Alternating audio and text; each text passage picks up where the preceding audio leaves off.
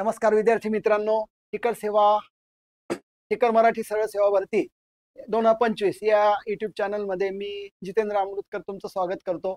Once again welcome to this session of English, particularly for the exams, सरळ सेवा exams like तलाठी भरती and other similar exams like मुद्रांक, TET, नगर परिषद, MIDC, DMER and other same exams which are taken by TCS pattern, and for that purpose we have some questions on vocabulary also.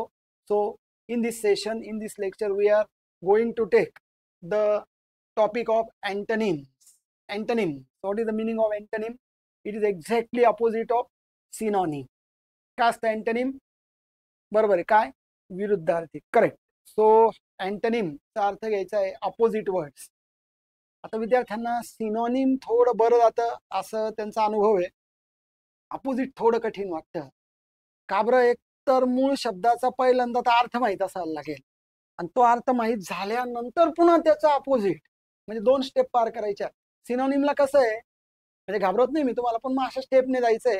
सिनोनिमला काय असतं, शब्द आणि त्याचा अर्थ जर कळला तर लगेच त्याला सिमिलर. पण अँटोनिम मध्ये त्याचा अर्थ कळून त्याच्या अपोजिट जायचंय, म्हणून थोडं काही वेळेला वाटतं तसं, पण त्याची प्रॅक्टिस तुमची होणं गरजेचं आहे. सो स्टेप बाय स्टेप जर तुम्ही सिमिलरचा अभ्यास करताय तर बाय डिफॉल्ट तुमचा अँटोनिमचा पण होतं तिथे, पण मग तसा शब्द तुम्हाला माहित पाहिजे आणि त्याची एक विशेष तयारी करावी लागते. ते सहज होत नाही. स्टेप बाय स्टेप या सगळ्या गोष्टी घडून येतात, लक्षात घ्या. तर या सेशनमध्ये आपण तीच गोष्ट कव्हर करण्याचा प्रयत्न करतोय आणि आय होप तुम्ही याच्यानंतर पण अँटोनिमचा अभ्यास कराल. भरपूर असे शब्द आहे जे तुम्ही या ठिकाणी जोडण्याचा प्रयत्न कराल. ओके, चला. तर या 25 नंबरच्या व्हिडिओमध्ये आपण अँटोनिम्स पाहणार आहे. याच्यापूर्वी आपण 24 व्हिडिओज आतापर्यंत या सिरीजमध्ये घेतलेले, जे TCS पॅटर्नने वेगवेगळ्या प्रकारच्या ग्रामरच्या, लँग्वेजच्या, व्होकॅब्युलरीच्या, सेंटेन्स स्ट्रक्चरच्या, PYQ, त्याच्यानंतर 1 वर्ड सबस्टिट्यूट, त्याच्यात अतिसंभाव्य प्रश्न, या सगळ्या गोष्टींची चर्चा आपण या ठिकाणी करतोय. असे मिक्स व्हिडिओज आपण देतोय. तर आपली वेळ जी आहे साधारणपणे युट्यूबला चॅनलला येण्याची ती इंग्लिशच्या विषयाची 8 वाजता आहे. आपली जी टीम आहे तर ही अत्यंत अनुभवी असलेली टीम आहे. या फील्डमध्ये बरेच वर्षापासून अध्यापनाचं कार्य असलेली आमची टीम आहे. मी वैयक्तिक जितेंद्र अमृतकर साधारण 15 वर्षापासून या स्पर्धा परीक्षेच्या फील्डमध्ये आणि अनेक नामांकित क्लासेसला मी गेस्ट लेक्चरर म्हणून काम करत असतो. तर या सगळ्या गोष्टींचा फायदा तुम्हाला होईल. मराठी असेल किंवा मग या ठिकाणी मॅथ्स, रिझनिंग आहे, GS GK, तर सगळी टीम एकदम उत्कृष्ट आहे. आपल्या सेवेमध्ये आपल्या सोबत ही टीम कायम असणार आहे. फक्त आपलं काम आहे की आपण यूट्यूब चॅनलला सबस्क्राईब करून घ्यायचं आहे आणि एक लिंक आहे टेलिग्रामची, सरळ सेवा टिकर मराठीची, तर त्याला तुम्ही जॉईन करा, जेणेकरून पुढच्या नोटिफिकेशन्स तुम्हाला प्राप्त होतील. एक सुंदर वेळ आता आलेली आहे का लवकरच कुठल्याही क्षणी जाहिरात येणार आहे आणि ती आली तर फार दिवस मिळणार नाही पुढे. त्याच्यामुळे अभ्यास करत राहा. आपण बॅच घेणार का? हो, नक्कीच घेणार आहे. तर त्याचं पण नोटिफिकेशन तुम्हाला लवकरच कळेल. सो बी व्हेरी पॉझिटिव्ह आणि अशाच पद्धतीने अभ्यास करत राहा. चला आपण वळूया आता आपल्या या टॉपिककडे, ज्याचं नाव आहे अँटोनिम्स. बघा बरं याच्यात साधारणपणे कसे, आता याच्यात आपण एक वाक्य घेतलेलं आहे, जेणेकरून मागच्या आपण व्हिडिओमध्ये जर तुम्ही पाहिलं असेल तर डायरेक्ट सिमिलर वर्डला आपण वर्ड टू वर्ड घेत होतो, काही वाक्य नाही वगैरे काही नाही. आता मात्र आपण काय करतो, या ठिकाणी एक वाक्य देऊन त्या शब्दाला एक बोल्ड केलेलं आहे. बघा, choose the correct antonym to the word in capital. Capital केलेल्या आपल्याला वर्डला या ठिकाणी आपण इथे कव्हर करतोय, लक्षात घ्या. कॅपिटलच्या वर्डला या ठिकाणी कव्हर करतोय. So there are 4 chapters that are extraneous. 4 chapters आहे जे एक्सट्रेनस आहे to the nature of the book. Extraneous शब्द जर तुम्ही मागचं लेक्चर पाहिलं असेल, बघा तुम्ही व्यवस्थित वॉच करता का मला माहित नाही, तिथे एक्सट्रेनस शब्द होता आणि मी तुम्हाला त्यावेळेला पण अर्थ सांगितला, तर आता पण सांगतो. याचा अर्थ आहे बाह्य, याचा अर्थ आहे एक्सटर्नल. म्हणजे त्यांचं असं म्हणणं आहे की ते जे आहे 4 चॅप्टर्स जे ते एक्सट्रेनस आहे to the nature of the book. म्हणजे पुस्तकाचं जे स्वरूप आहे किंवा सिलेबसचं स्वरूप आहे त्याच्यातले 4 चॅप्टर्स हे एक्सट्रेनस आहे. Out of, correct, out of syllabus. काय म्हणता याला? Out of syllabus. एक्सट्रेनस आहे, बाह्य आहे. याच्या अपोजिट पाहिजे, लक्षात घ्या. आपल्याला इम्पॉर्टंट नाही येणार, इंटेग्रल येईल, लक्षात घ्या, किंवा इंटरनल. इंटरनल, इंटेग्रल त्याच्याशी एकात्म असलेले आहेत, त्याच्याशी रिलेटेड असलेले आहेत. त्याच्याशी समरूप असलेले आहे, या पद्धतीने हे घ्या. नीडफुल म्हणजे गरजू आहे, नीडफुल म्हणजे गरजू आहे असं येणार नाही. रिलेव्हंट म्हणजे रिलेटेड आहे, रिलेव्हंट म्हणजे रिलेटेड. आता रिलेटेड घेतोय आपण, पण मग एक्सटर्नल असा अर्थ येतो. इंटेग्रल, इंटरनल हा अत्यंत क्लिअर असलेला, मोस्ट अप्रोप्रिएट. परत इथे आपल्याला ती गोष्ट फॉलो करायची की मोस्ट अप्रोप्रिएट, सगळ्यात जास्त आकर्षक, जवळ जाणारा पर्याय जर आपल्याला कव्हर करायचा असेल तर पहिल्या प्रश्नाचं अपोजिट म्हणून एक्स्ट्रॅनस आपल्याला इंटेग्रल हा पर्याय घेणं योग्य आहे. तर बघा, या पद्धतीने तुम्ही उत्तर टाकण्याचा प्रयत्न करताय. Very nice. तर एक गोष्ट लक्षात घ्या की या पद्धतीने तुम्ही इलिमिनेट तरी करा, पण या शब्दाचा अर्थ जर माहित असेल, स्पेलिंग साठी सुद्धा हा शब्द महत्वाचा आहे. बघा, एक्स्ट्रा, EXTRANE त्याच्याकरता पण बघा, त्याचं स्पेलिंग बघा, त्याचा अर्थ बघा, त्याचा समानार्थी बघा, विरुद्धार्थी बघा. सगळ्या गोष्टी फायद्याच्या आहे ना. असा प्रयत्न करा, नक्कीच या गोष्टीचा तुम्हाला फायदा होईल. चलो नेक्स्ट. हा, चूज द करेक्ट अँटोनिम. सगळ्या बाबतीत ही सूचना आहेत, पण ते फॉलो करायचं. So my plans may sound rather nebulous to you, but they are very dash to me. तर बघा, या ठिकाणी आता हे दोन्ही शब्द कठीण वाटत असतील. दोन्ही म्हणजे नेबुलस कठीण आहे, त्याच्या विरुद्ध जर तुम्हाला द्यायचं असेल तर अवघड होऊन जाईल. माय प्लॅन्स अंदाज लावता येईल तर काही बघा. माय प्लॅन्स मे साऊंड, साऊंड म्हणजे वाटणे, हा साऊंड म्हणजे आवाज करणे नाही. तर माझे जे काही प्लॅन्स आहे असं वाटू शकता, नेब्युलस टू यू आहे, but they are very dash to me. काय घेता बघा, कन्स्पिक्युअस, हे त्याच्या उत्तराकडे जायला लागेल आपल्याला. कन्स्पिक्युअस म्हणजेच मला मोहित करणारे, मला आवडणारे, मला इच्छा असणारे. ठीक आहे, मला इच्छा असणारे कन्स्पिक्युअस आहे, मला होप्स आहे त्याच्याबद्दल, अशा पद्धतीचा ही पॉझिटिव्ह शेड आहे. आणि तुम्हाला ते वाटू शकताय नेबुलस वाटू शकताय, ते विचित्र वाटू शकताय, ते ऑड वाटू शकताय, पण माझ्यासाठी ते क्लिअर आहे, कॉन्स्पिक्युअस आहे. थोडा तो पण मिनिंग होता, पण जास्त करेक्ट हा कॉन्स्पिक्युअस आहे. तर या पद्धतीचा शेड तुम्ही नेबुलसच्या अपोजिट प्रश्न दुसऱ्याचा आन्सर घेण्याकरता आपल्याला 4 नंबरच्या प्रश्नाकडे जर आपण गेलात तर आपलं उत्तर हे जवळपास क्लिअर होईल. ओके, तर बघा, या पद्धतीने तुम्ही आन्सर क्लिअर करा. काही शब्द अवघड असू शकता, पण मग त्या ठिकाणी तुम्ही ते क्लिअर करण्याचा प्रयत्न करा. ओके, चला नेक्स्ट. प्रॉमिनंट. प्रॉमिनंटचा अर्थ तर पक्का होता, प्रॉमिनंटचा अर्थ पक्का आहे. कॉन्क्रीटचा अर्थ पक्का आहे, लक्षात घ्या. हा, क्लिअरचा पण अर्थ स्पष्ट आहे. हा, तर एक इच्छा असलेले थोडासा असा तो एक अर्थ घ्या. मोहित करणारे, आवडणारे, या पद्धतीने ते लाईकली असा एक अशा शेडने जात आहे, ते त्याच्या अपोजिट आहे. अशा अर्थाने ती शेड क्लिअर करा. कॅपिटल शब्दांना आपण टार्गेट करतोय. I never drive to work, याचा अर्थ आहे मी कधीच गाडी चालवून, 4 व्हीलरने, ड्राईव्ह म्हणजे 4 व्हीलर ना, जात नाही कामाला. आय डॅश वॉक, नेहमी चालत जातो. तर मग नेव्हरच्या विरुद्ध आहे. नेव्हरच्या विरुद्ध तर बरोबर आहे, ऑलवेज, 100% ऑलवेज येईल. नेव्हरला ऑलवेज आहे, त्याला काही पाहिजे गरजच नाही. नेव्हर, ऑलवेज, नेहमी. कारण ऑफन म्हणजे कधी कधी होईल, कधी कधी होईल, है ना. नेव्हर म्हणजे कधीच जात नाही, नेहमी पायी जातो. कधीच नाही म्हटलंय ना. झिरो फ्रिक्वेन्सी, फ्रिक्वेन्सी असलेले शब्द आहे हे. फ्रिक्वेन्सी ऑफ ऍडव्हर्ब असलेले शब्द आहे, ज्याच्यामध्ये नेव्हर मध्ये झिरो फ्रिक्वेन्सी आहे. ऑफन मध्ये फ्रिक्वेन्सी आहे, लक्षात घ्या. ऑफन म्हणजे 25% फ्रिक्वेन्सी, समटाइम्स मध्ये कधी कधी, कधी कधी जातो म्हणजे 25% फ्रिक्वेन्सी झाली. सेल्डम म्हणजे अगदी क्वचित, सेल्डम म्हणजे अगदी क्वचित 10% झाली. आणि ऑलवेज म्हणजे नेहमी, ऑलवेज म्हणजे 100% फ्रिक्वेन्सी पाहिजे आपल्याला, आणि इकडे झिरो दिलेली, लक्षात घ्या. अपोजिट मध्ये येतं मग नेव्हरच्या ऑलवेज. ठीक आहे, तर हे पण एक शब्द लक्षात घ्या. हे ऍडवर्ब ऑफ फ्रिक्वेन्सी असलेले शब्द आहे. हे ऍडवर्ब ऑफ फ्रिक्वेन्सी आहे, हे तर जवळपास सेमी निगेटिव्ह आहे, लक्षात घ्या.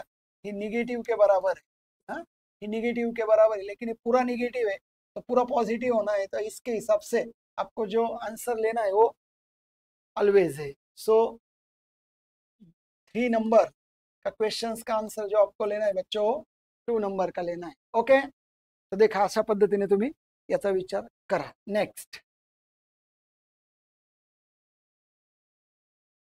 अँटोनिम ऑफ द कॅपिटल घ्यायचा. माय अंकल इज व्हेरी वेल्दी. बघा आता पारसी म्हणी याचा अर्थ माहित नसेल तर या शब्दाला टार्गेट करा. वेल्दी येते, वेल्थ त्यांच्याकडे आहे म्हणजे संपत्ती आहे. वेल्दी म्हणजे श्रीमंत आहे. तर माझे काका खूप श्रीमंत आहे. बटला लगेच निगेटिव्ह जाईल, लक्षात घ्या. फार श्रीमंत आहे but rather parsimonious in his habits. पण त्याच्या सवयी फार पार्सिमनियस आहे. श्रीमंत आहे तर श्रीमंत सारखं वागलं पाहिजे, दिलदार पाहिजे, उदार पाहिजे. हे रादर पार्सिमनियस आहे. ठीक आहे. मग एखादा जो वेल्दी माणूस आहे तो केअरलेस, जेनरस, उदार. पार्सिमनियस आहे, कंजूस आहे थोडस. म्हणजे खूप श्रीमंत आहे पण ते पार्सिमनियस आहे, कंजूस आहे, कंजूस है ना. मग पार्सिमनियस त्याच्या विरुद्ध पाहिजे असेल आपल्याला जनरस घ्या. एक्स्ट्रा वॅगन तर उधळेखोर आहे, ही निगेटिव्ह आहे.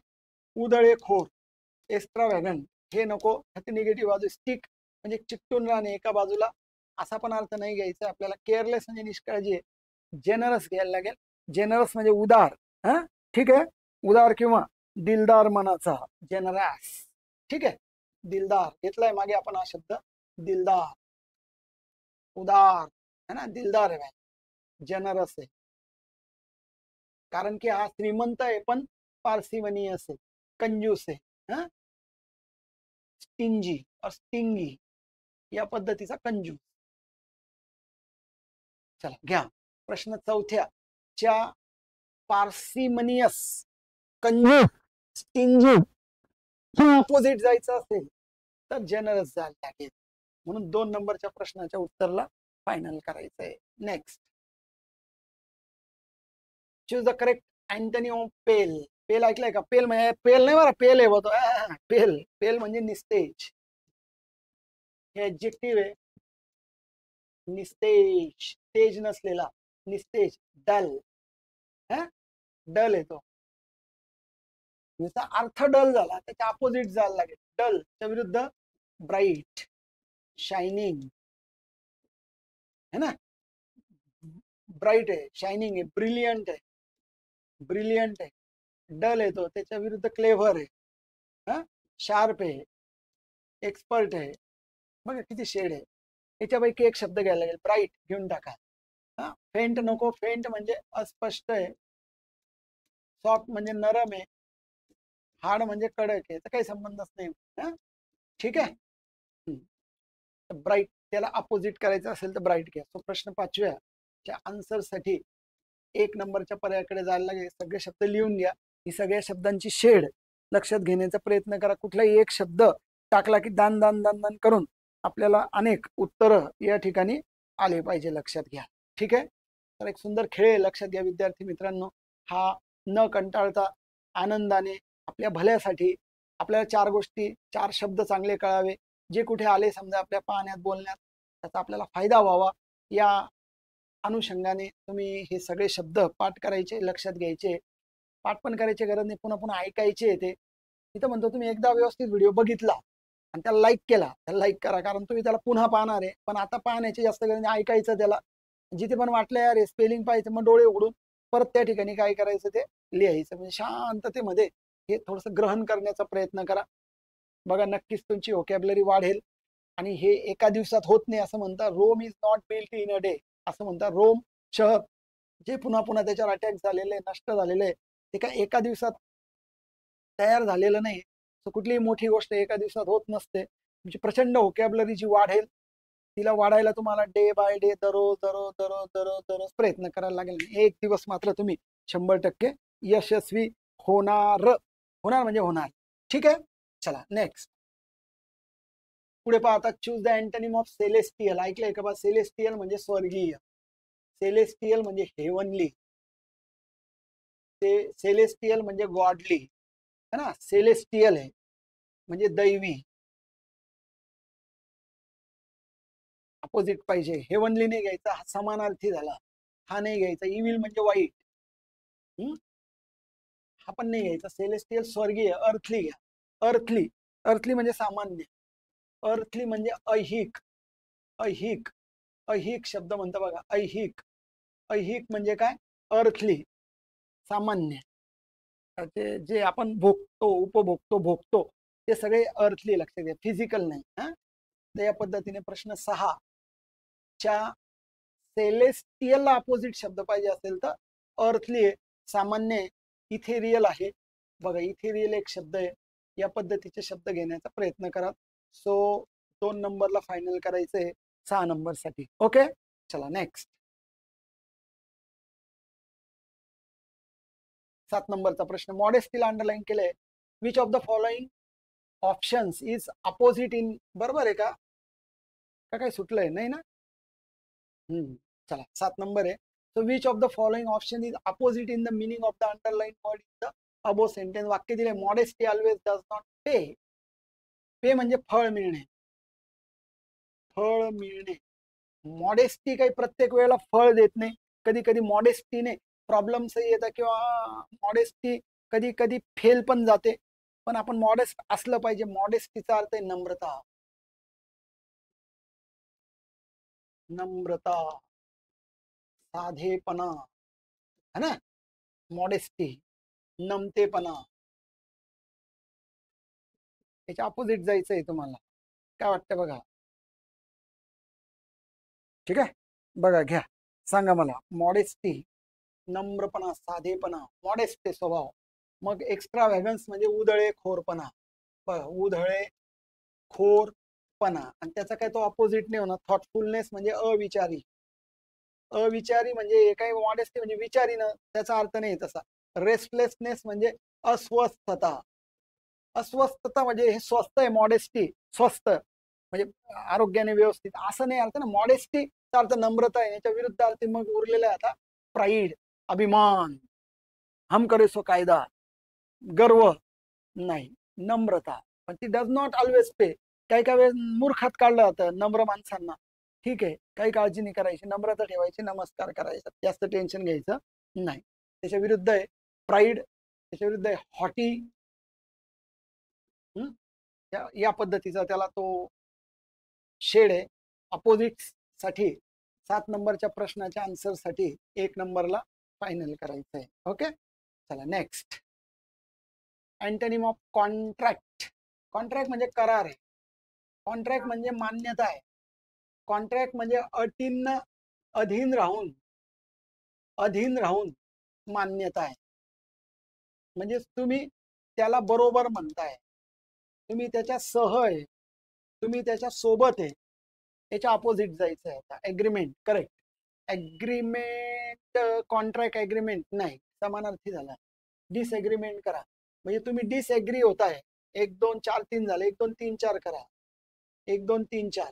सो बघा ऍग्रीमेंट हा त्याला समानार्थी होईल. बार्गेनचा अर्थ तर घासाघीस आहे, हा अर्थ नाही लावायचा. डिसएग्रीमेंट आहे म्हणजे अमान्य आहे. पण इथं मान्य आहे, करार आहे. शॉपचा अर्थ दुकान होता, त्याचा काही संबंध नाही. मग तुम्हाला याच्या अपोजिट जायचं असेल तर प्रश्न नंबर 8 चा आन्सर तुम्हाला हे 3 नंबर घ्यायला लागेल, डिसएग्रीमेंट. ओके, चला या पद्धतीने बघा एखाद्या शब्दाचा अर्थ, मिनिंग घेण्याचा प्रयत्न करा. आणि नसेल येत तर मग त्याला कुठेतरी बाकीचे पर्याय काढण्याचा प्रयत्न करा. एखाद्या शब्दाचा अर्थ या पद्धतीने जर तुम्ही करण्याचा प्रयत्न केला तर बघा किती वेगवेगळे शब्द तुम्हाला या ठिकाणी पाहण्यात, बघण्यात येत आहे. जेणेकरून ते जर तुम्ही केले तर तुम्हाला नक्की फायदा होईल. ठीक आहे, व्हिडिओ आवडत असेल तर त्याला लाईक करून घ्या आणि कमेंट टाकत चला. उत्तर टाकायचे बिंदास. काय विचारायचं असेल तर विचारा, कमेंट बॉक्समध्ये टाका. मी त्याच्या प्रश्नांची तुम्हाला 100% उत्तरं देईल. दररोज 8 वाजताची आपली वेळ फिक्स आहे. तर दररोज व्हिडिओ ऐकण्यासाठी हजर राहत चला. मित्रांमध्ये या विषयीची माहिती द्या, या व्हिडिओला शेअर करा. बघा कोणी गरजू असेल तर त्याला नक्की या ठिकाणी फायदा होईल. आणि अशाच व्हिडिओसाठी मात्र त्या चॅनलला सबस्क्राईब करून घ्या. वैयक्तिक तुम्ही तर करा सुरुवात, बाकीचे पण मुलं करतील. ठीक आहे, चलो लेट्स टेक नेक्स्ट वर्ड. अजून एक 5-7 शब्द आहे. ऐकलाय का बघ, हा स्पेलिंगला पण बऱ्याच वेळेला येतो, हिपोक्रसी. इथं मुलं CRA CY घेऊन टाकतात. CRACY चुकीचं स्पेलिंग आहे, मिसपेल्ड आहे. ज्याच्यावर एक व्हिडिओ बनवलाय आपण, बनवणार आहे म्हणजे बघा, मिसपेल्ड, हा मिसपेल्ड दोन्ही असे. मिसपेल्ड म्हणजे चुकीचं स्पेलिंग वर येतं, पण हे करेक्ट आहे. म्हणजे सांगतोय की सी आला की चुकीचं, किंवा असं काही केलं तर चुकीचं. हिपोक्रसी ऐकलंय का तुम्ही? हिपोक्रसी म्हणजे ढोंगीपणा, ढोंगीपणा, लबाडी. हिपोक्रसी, हिपोक्रसी म्हणजे लबाडी, ढोंगीपणा. हिपोक्रिट म्हणतात त्याला. हिपोक्रिट खोटेपणाचा, म्हणजे खरेपणाचा आव आणायचा. खोटा आहे पण खरेपणाचा आव आणायचा. ढोंगी, लबाड म्हणा त्याला. हा, याच्या विरुद्ध जेनरॉसिटी आता पाहिलं आपण, उदारता. उदारता काही हिपोक्रसीच्या विरुद्ध नाही येणार. टेन्यासिटी म्हणजे चिवटपणा, आपण त्याच्या काही येणार नाही. फेरॉसिटी म्हणजे भयंकरपणा, हे पण काही त्याला शेड मध्ये बसत नाही. सिन्सिअरिटी, सिन्सिअरिटी म्हणजे प्रामाणिकपणा. तो ढोंगीपणा लबाडीच्या विरुद्ध आहे प्रामाणिकपणा. सचोटी, सिन्सिअरिटी आहे, सिन्सिअरिटी आहे, सिन्सिअर आहे, प्रामाणिक आहे. ऑनेस्टी आहे, त्याच्या अपोजिट जाते हिपोक्रसीच्या. क्लिअर इन थॉट आहे, क्लिअर इन थॉट्स आहे, एकदम क्लिअर आहे, काहीच त्या ठिकाणी असं लपवा छपवी नाहीये. फ्रँकनेस आहे, फ्रँकनेस आहे. बघा, अशा सगळ्या शब्दांची शेड या ठिकाणी लागते. सो 9 नंबरच्या हिपोक्रसी, ढोंगी लबाड च्या अपोजिट शब्द पाहिजे असेल तर 100% आपल्याला 1 नंबर म्हणजे सिन्सिअरिटी कडे जायला लागेल. ओके, चला नेक्स्ट. पुढचा शब्द बघा. आता याचं उत्तर तुम्ही टाकण्याचा प्रयत्न करा, मी वाट बघतो तुमची. तुम्ही काय टाकता? रिव्हील ऐकलंय तुम्ही? रिव्हील, रिव्हील बोला. रिव्हील टाका, आन्सर टाकण्याचा प्रयत्न करा. रिव्हील, ठीक आहे. चला, रिव्हील या शब्दाचा अर्थ, रिव्हीलचा अर्थ सांगू तुम्हाला. रिव्हील म्हणजे ओपन, रिव्हील म्हणजे ओपन करणे. रिव्हील म्हणजे एक्सपोज. बघा काय शेड आहे त्याला. एक्सपोज करणं, रिव्हील करणं, ओपन करणं, अनक्लोज करणं, अनक्लोज उघडे करणे, ठीक आहे. Reveal, okay. चला सांगा अर्थ.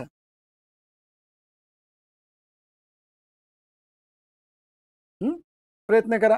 बाकीचे चुकीचे पर्याय काढले तरी मात्र तुम्ही योग्य निष्कर्षापर्यंत पोहोचू शकताय, लक्षात घ्या. योग्य पर्यायापर्यंत तुम्ही पोहोचू शकताय, काही टेन्शन नाही. करा, प्रयत्न करा. बघा, रिलेट, अनरॅव्हल. रिव्हीलला जर तुम्ही अनरॅव्हल म्हणण्याचा प्रयत्न करत असाल तर ते मात्र या ठिकाणी योग्य नाही होणार. तर या ठिकाणी बघा, रिव्हीलचा अर्थ तुम्हाला ओपन दिलाय, तर ओपनच्या विरुद्ध हाईड आहे ना. ओपन, ओपन करणे, एक्सपोज करणे. हाईड म्हणजे लपवणे, कन्सील, कन्सील म्हणजे लपवणे, लपवणे. मग त्याच्यामुळे हा नाही येणार. लॅमेंट म्हणजे शोक व्यक्त करणे. तुम्ही काय टाकलं होतं मला सांगा. ठीक आहे, हाईड, हाईड म्हणजे लपवणे. रिलेट म्हणजे संबंधित करणे, ठीक आहे. रिलेट करणे, कनेक्ट करणे. अनरॅव्हल, अनरॅव्हल म्हणजे गुंता सोडवणे. अननॉट, ठीक आहे. रिव्हील, एक्सपोज करणे, लक्षात. एक्सपोजला हाईडच घ्या तुम्ही. तर 10 नंबरच्या आन्सर साठी आपण डी नंबर किंवा 4 नंबरला जायचं. ओके, तर बघा या पद्धतीने तुम्ही याच्यावर विचार करा थोडासा. हे सगळे शब्द बघा, स्पेलिंग मध्ये पण येऊ शकतात, सिनॉनिम येऊ शकतात, अँटोनिम येऊ शकताय. तर एक सुंदर अभ्यास आहे. वन वर्ड सबस्टिट्यूट आपण मागे घेतलेले, कन्फ्युजिंग वर्ड्स घेतलेले. तर बघा, आपण भरपूरसा प्रयत्न करतोय एका बाजूने. तुम्ही पण तुमच्या बाजूने एक, मी तर म्हटलं, एक एक पेजवर एक एक शब्द, एक एक कन्सेप्ट लिहिण्याचा प्रयत्न करा. वैयक्तिक लेवलला एक पुस्तिका बनवा तुमची छानशी छोटीशी, आणि त्याच्यामध्ये जास्तीत जास्त लिहिण्याचा, मांडण्याचा प्रयत्न करा. नक्की फायदा होईल, है ना. नक्की फायदा होईल. तुमचं सकारात्मक असणं विद्यार्थी मित्रांनो, तुमचं पॉझिटिव्ह असणं, तुमचं कॉन्फिडंट असणं, तुमचा प्रेझेन्स ऑफ माइंड विकसित होणं, अशा प्रकारच्या शब्दांना तुम्ही स्वतः ट्रेन होणं, हे वैयक्तिकरित्या तुमच्यासाठी फार फायद्याचं आहे. पण त्याच्याकरता कष्ट घ्यावे लागतात, त्याच्याकरता खूप प्रयत्न करावा लागतो. आणि तुम्हाला स्वतः आता फार जास्त करायची गरज नाही, कारण बघा इतके शब्द या ठिकाणी तुम्हाला येतात आहे. तर सुरुवात मी करून देतोय, मात्र याला तुम्ही वाढवण्याचं काम करायचंय. एकदा का तुम्हाला आवड निर्माण झाली, इंटरेस्ट निर्माण झाला, जो येतोय आता दिवसेंदिवस तोच प्रयत्न चाललाय. करा अभ्यास, करा अभ्यास, करा अभ्यास. अभ्यास कुठे करता मुलं? बघू पाहू बघू पाहू असं म्हणतात. पण एकदा याची सवय लागली तर या माध्यमातून तुम्हाला असंख्य चांगल्या गोष्टी या क्लिअर होणार. ओके, चला नेक्स्ट.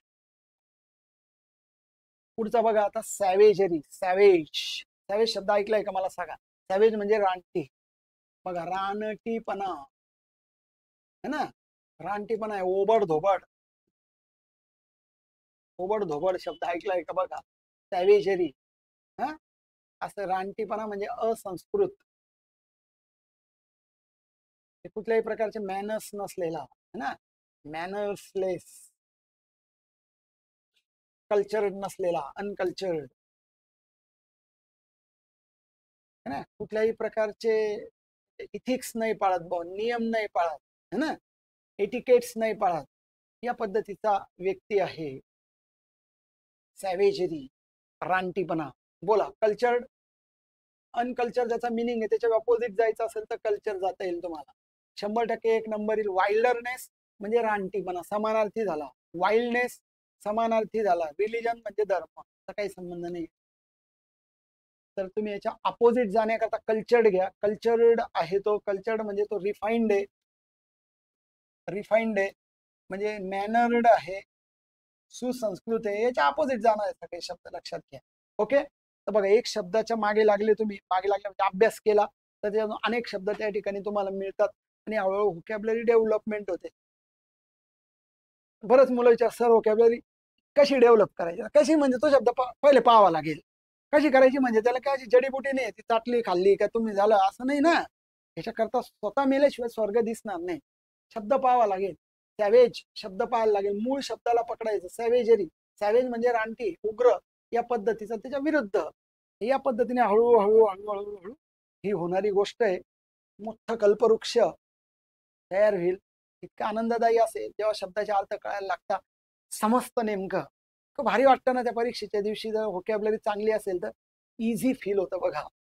आणि ते होण्याकरता मात्र इकडे परीक्षेच्या अगोदर खूप मेहनत, खूप म्हणजे असे खूप घाबरून नका करा त्याला, पण डे बाय डे करत राहा.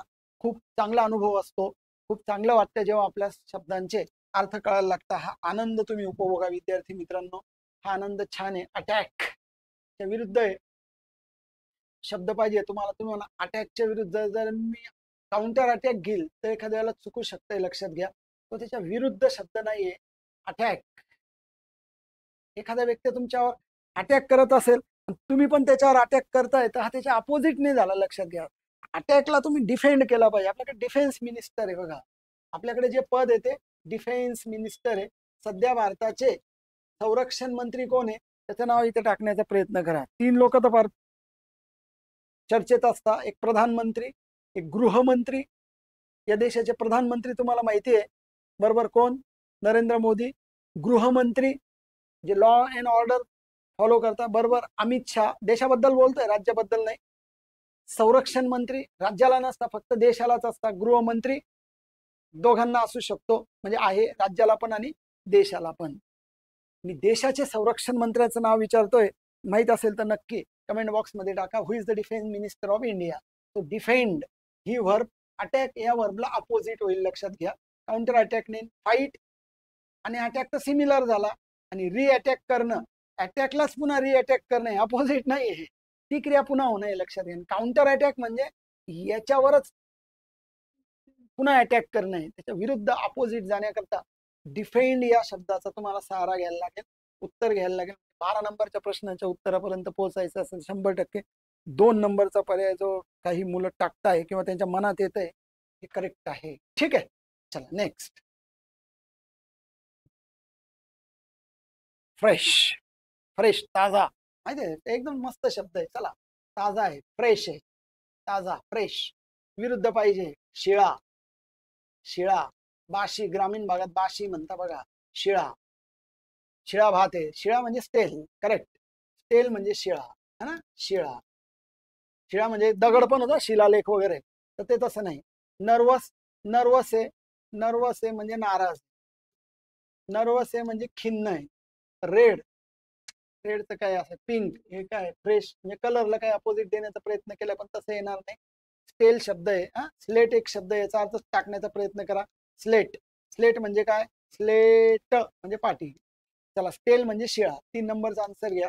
तो 13 नंबरच्या प्रश्नाच्या उत्तरापर्यंत पोहोचायचं असेल तर 3 नंबरचं उत्तर तुम्हाला द्यायला लागेल. ओके,